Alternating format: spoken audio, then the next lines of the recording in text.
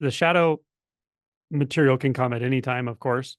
Some Okay. people do shadow work for years before awakening, and that's just how it is set up for them. I think I did in a lot of ways, but it wasn't like intentional. It was just like I felt so much suffering. So this can happen at any point, and a lot of energetics as well. And those can be there's a really charged experience. It's a really densely energetic experience, and everybody's different, but some people have it a lot more than others. That's just part of the deal. It can be confusing after shifts, you know. You can't really lose that so much. But I know it feels like it. The tendency to go into the mind with anything about this, it just makes it harder. You know, and that's the best I can say is like, just be open to just releasing any kind of layers of interpretation, you know, as this comes up. And the physical experience, at some point, you'll realize you can actually tolerate it. Just look for those subtle thoughts still with all the stuff that's going on. The subtle thoughts, especially when you're really direct with your experience, like, this is too much, too much. I can't handle it. Especially if there's fear, if there's intense emotions, just sort of say, okay, there is a thought that says I can't handle this. This is too big for me, too much. When we really start pushing on the identity structure, or we really start breaching the veils of illusion, then there's going to be fear of some kind, almost always.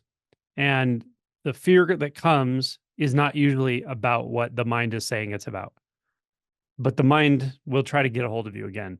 And the way it will do that is it's an opportunist in a sense. Like, you could say the ego is kind of an opportunist. It's trying to use what's going to work for you. The sort of ego is going to show that to you and say, what about this though? You don't want to let go of this, do you? Right. But understand that that's almost a reaction formation to the fear itself.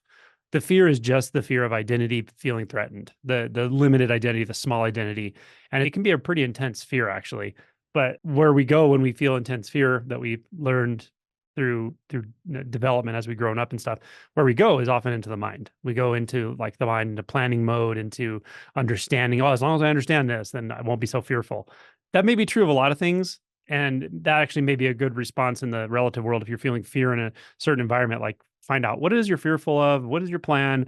That's probably really good. But in this case, it just doesn't work because the fear is primary to all of it, primary to all of the thinking and analysis and stuff. And so this is where people get to with this process in different ways. They interpret that fear.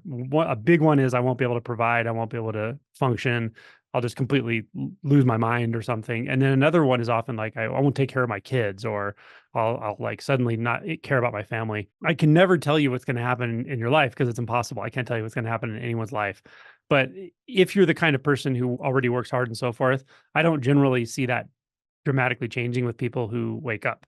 It may be different, but it's usually not like you have a whole set of characteristics that suddenly just get thrown out the window, and you're like a different kind of person.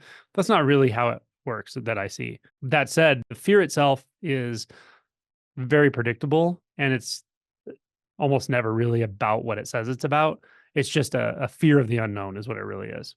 And stepping into the unknown is it's kind of a leap in a way. Many people here have been there, myself included, and it turns out okay, but there's just no other answer than going through the fear.